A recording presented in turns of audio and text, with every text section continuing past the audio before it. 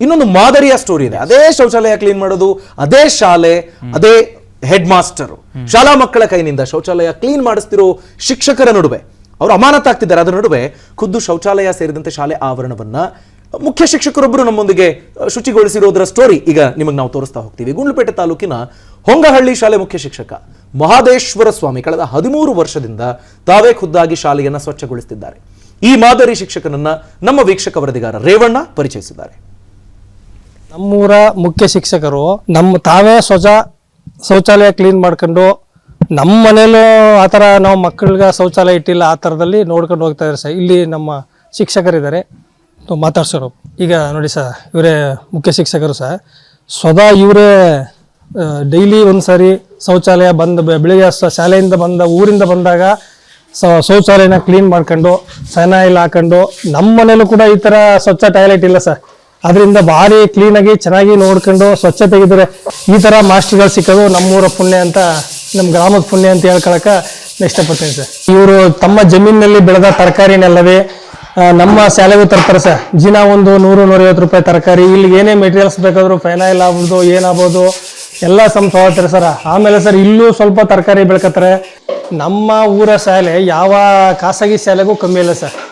ಈಗ ಒಬ್ಬರನ್ನ ಸೇರಿಸ್ಬೇಕಾದ್ರೆ ಬೇರೆ ಖಾಸಗಿ ಶಾಲೆ 40,000 ರೂಪಾಯಿ ಆಗುತ್ತೆ ಸರ್. ಅದೆಲ್ಲ ಉಳಿತಾಯ ಆಗುತ್ತೆ ಸರ್. ಖಾಸಗಿ ಶಾಲೆಗಿಂತೂ ಒಂದು ಕೈ ಮುಂದಾಗಿರೋದು ಸರ್. ಈ ಕಾಲದಲ್ಲಿ ಗೌರ್ಮೆಂಟ್ ಶಾಲೆಯಲ್ಲಿ ಇಂಥ ಮಾಸ್ಟ್ರು ಈ ಥರ ಶಿಕ್ಷಣ ಕೊಡೋದು ನಾವು ಬೇರೆ ಎಲ್ಲೂ ನೋಡಿಲ್ಲ ಸರ್. ಅದರಿಂದ ನಾವು ಉತ್ತಮ ಶಿಕ್ಷಕರು. ಇದೇ ವಿಷಯವಾಗಿ ಮಾತನಾಡೋದಕ್ಕೆ ಮಾದರಿ ಮುಖ್ಯ ಶಿಕ್ಷಕರು ಮಹದೇಶ್ವರ ಸ್ವಾಮಿ ಅವರು ದೂರವಾಣಿ ಸಂಪರ್ಕದಲ್ಲಿ ನೇರವಾಗಿ ನಮ್ಮನ್ನು ಜಾಯಿನ್ ಆಗ್ತಿದ್ದಾರೆ. ಸರ್ ನಮಸ್ತೆ. ಸರ್ ನಮಸ್ಕಾರ ಸರ್. ನಿಮ್ಮ ಕಾರ್ಯ ಅನೇಕರಿಗೆ ಮಾದರಿ. ಅದೇ ರೀತಿ ಈಗ ರಾಜ್ಯದಲ್ಲಿ ಆಗ್ತಿರುವ ಬೇರೆ ಬೇರೆ ಬೆಳವಣಿಗೆಗಳು ಕೆಲ ಘಾಸಿ ಮಾಡ್ತಿರೋದು ಇದೆ. ನಿಮಗೆ ಪ್ರೇರಣೆ ಆಗಿದ್ದು ಯಾಕೆ? 13 ವರ್ಷದಿಂದ ಮಾಡ್ತಾ ಬಂದಿದ್ದೀರಿ, ಅದರ ಸ್ಟಾರ್ಟಿಂಗ್ ಪಾಯಿಂಟ್ ಬಗ್ಗೆ ಹೇಳಿ. ಈಗ ಆಗ್ತಿರುವ ಬೆಳವಣಿಗೆಗಳ ಬಗ್ಗೆ ಖೇದನ ಉಂಟಾಗ್ತಿದೆ, ಅದರ ಬಗ್ಗೆನೂ ಮಾತಾಡಿ ಸರ್. ಸರ್ ತುಂಬಾ ವರ್ಷಗಳ ಹಿಂದೆ ಶೌಚಾಲಯಗಳು ಇರ್ಲಿಲ್ಲ ಶಾಲೆಗಳಲ್ಲಿ. ಆಗ್ತಾನೆ ಪ್ರಾರಂಭ ಆಗ್ತು. ಓಕೆ, ಅಲ್ಲಲ್ಲಿ ಪ್ರಾರಂಭ ಆಗ್ತು. ಆದಾಗ 2010 ನಾನು ಗಾಂಧೀಜಿ ಮತ್ತೆ ಶಾಸ್ತ್ರೀಜಿ ಅವರ ಜಯಂತಿ ದಿನ ಪ್ರಾರಂಭ ಮಾಡಿದೆ ಸರ್. ಯಾಕಂದ್ರೆ ಗಾಂಧೀಜಿಯವರ ಆದರ್ಶ ನಾವು ಭಾಷಣಗಳಲ್ಲಿ ಮಾಡಿದ್ರೆ ಆಗಲ್ಲ, ಅಥವಾ ಆಚರಣೆಗಳಲ್ಲಿ ಮಾಡಿದ್ರೆ ಸಾಲದು. ಅದು ನಮ್ಮ ಬದುಕಿನಲ್ಲಿ ಇರ್ಬೇಕು ಯಾಕಂದ್ರೆ ಅವರ ಆದರ್ಶನೇ ಶುಚಿತ್ವವೇ ದೈವತ್ವ ಅಂತ ಹೇಳ್ತಕ್ಕಂಥದ್ದು. ಹಾಗಾಗಿ ನಾವು ಎಲ್ಲೇ ಇರ್ತೀವಿ, ಯಾವುದೇ ಕಡೆ ಇದ್ದು ಸಹ ಸಾರ್ವಜನಿಕ ಕ್ಷೇತ್ರಗಳಲ್ಲಿ ಅಲ್ಲಿ ನಾವು ಶುಚಿತ್ವವನ್ನು ಮೊದಲನೇದ ಕಾಪಾಡ್ಕೋಬೇಕು ಸರ್. ಸರ್ ತುಂಬಾ ಜನ ಶಿಕ್ಷಕರ ಹತ್ರ ಕೇಳಿದಾಗ ಈ ತರ ಮಕ್ಕಳ ಹತ್ರ ತೊಳಸೋದು ಸರಿನಾ ಹೀಗೆ ಕೇಳಿದಾಗ ಅವ್ರು ಹೇಳ್ತಾ ಇದ್ರು, ನೋಡಿ ನಾವು ಶಿಕ್ಷಣ ಇಲಾಖೆಯ ಕೆಲಸವನ್ನ ಬಿಟ್ಟು ಇನ್ನು 3-4 ಇಲಾಖೆಯ ಕೆಲಸವನ್ನ ನಾವೇ ಮಾಡಬೇಕು ಅಂತ. ಆರೋಗ್ಯ ಇಲಾಖೆ ಕೆಲಸ ಮಾಡಬೇಕು, ಕಂದಾಯ ಇಲಾಖೆ ಕೆಲಸ ಮಾಡಬೇಕು, ನಾಳೆ ವೋಟ್ ಬಂದ್ರೆ ವೋಟರ್ ಲಿಸ್ಟ್ ನಾವೇ ಮಾಡಬೇಕು, ಸೆನ್ಸಸ್ ಬಂದ್ರೆ ಅದನ್ನು ನಾವೇ ಮಾಡಬೇಕು. ಇಷ್ಟು ಕೆಲಸಗಳ ಮಧ್ಯೆ ಮಕ್ಕಳಿಗೆ ಓದಿಸೋದು, ಪಾಠ ಪ್ರವಚನ ಮಾಡೋದು, ಆ ಕೆಲಸ ಬೇರೆ ಇದೆ.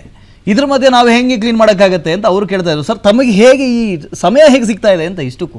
ಇಲ್ಲ, ಖಂಡಿತ ಸರ್, ಖಂಡಿತ. ಈಗ ಅಬ್ದುಲ್ ಕಲಾಂ ಅವ್ರಿಗೆ ಹೇಗೆ ಸಮಯ ಸಿಕ್ತು, ಸಿದ್ಧಗಂಗಾ ಸ್ವಾಮೀಜಿ ಅವ್ರಿಗೆ ಹೇಗೆ ಸಮಯ ಸಿಕ್ತು, ಸಮಯವನ್ನ ಎಲ್ರಿಗೂ 24 ಗಂಟೆನೇ ಇರ್ತಕ್ಕಂಥದ್ದು. ಅದರ ಸಮಯವನ್ನ ವೇಳಾಪಟ್ಟಿಯನ್ನ ಮಾಡಿಕೊಂಡು ಮತ್ತೆ ಅದು ಒಂದು ಮಾಡ್ತಕ್ಕಂಥ ಪ್ರೀತಿ, ವಿಶ್ವಾಸ, ಗೌರವ, ಸಕಾರಾತ್ಮಕ ಧೋರಣೆ ಇದು ಸಾಧ್ಯ ಮಾಡ್ಲಿಕ್ಕೆ ಅಂತೇಳಿ. ಮತ್ತೆ ನಾವು ಮಾಡುವಂತ ಕೆಲಸ ಯಾವುದೇ ಆದ್ರೂ ಸಹ ಬಸವಣ್ಣವ್ರು ಏನ್ ಹೇಳ್ತಾರೆ, ಕಾಯಕವೇ ಕೈಲಾಸ ಅಂತ ಹೇಳಿ, ವಿವೇಕಾನಂದರು ಏನ್ ಹೇಳ್ತಾರೆ, ಪ್ರತಿಯೊಂದು ಕೆಲಸನೂ ಪವಿತ್ರ ಅಂತ ಹೇಳಿ. ಹಾಗಾಗಿ ಆ ಕೆಲಸ ಕಾರ್ಯಗಳನ್ನ ಪವಿತ್ರವಾಗಿ ಅಂತೇಳಿ ನಾವು ಅರಿತು ಅದನ್ನ ಮಾಡಿದಾಗ ಖಂಡಿತ ಸಾಧ್ಯ ಆಗ್ತದೆ ಸರ್. ನಿಮ್ಮಂಥವರ ಸಂತತಿ 1000 ಆಗ್ಲಿ ಅಂತ ನಾವು ಸಹ ಆಶಿಸ್ತೀವಿ. ಕೊನೆಯದಾಗಿ ನಾನು ಕೇಳೋದಕ್ಕೆ ಬಯಸೋದು, 13 ವರ್ಷ ನೀವು ಈ ಕೈಂಕರ್ಯವನ್ನ ಮಾಡ್ತಾ ಬಂದಿದ್ದೀರಿ.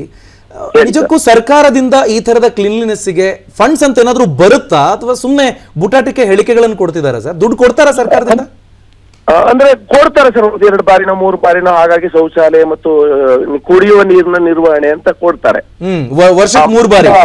ಮಕ್ಕಳಿಗೆ ಸಂಖ್ಯೆಗಳಿಗೂ ಕೊಡ್ತಾರೆ. 200 ಮಕ್ಕಳಿದ್ರೆ ಇಷ್ಟು, 100 ಮಕ್ಕಳಿದ್ರೆ ಇಷ್ಟು ಅಂತ ಹೇಳಿ. ಓಕೆ, 2 ಬಾರಿನೋ ಅಥವಾ 3 ಬಾರಿನೋ ಅನುದಾನವನ್ನ ಬಿಡುಗಡೆ ಮಾಡ್ತಾರೆ. ಉದಾಹರಣೆಗೆ 4 ವರ್ಷ 2 ಬಾರಿ. ಬಟ್ ನಾವು ಅದನ್ನೇ ಕಾಯ್ಕೊಂಡ್ರೆ ಆಗಲ್ಲ. ಓಕೆ, ಯಾಕಂದ್ರೆ ಯಾವಾಗ್ಲೂ ಅವರು ಅನುದಾನ ಕೊಡೋವರೆಗೆ ಅದುವರೆಗೂ ನೀವು ಶೌಚಾಲಯ ನಿರ್ವಹಣೆ ಮಾಡಕ್ಕಾಗ್ತದೆ. ಹೌದು ಹೌದು.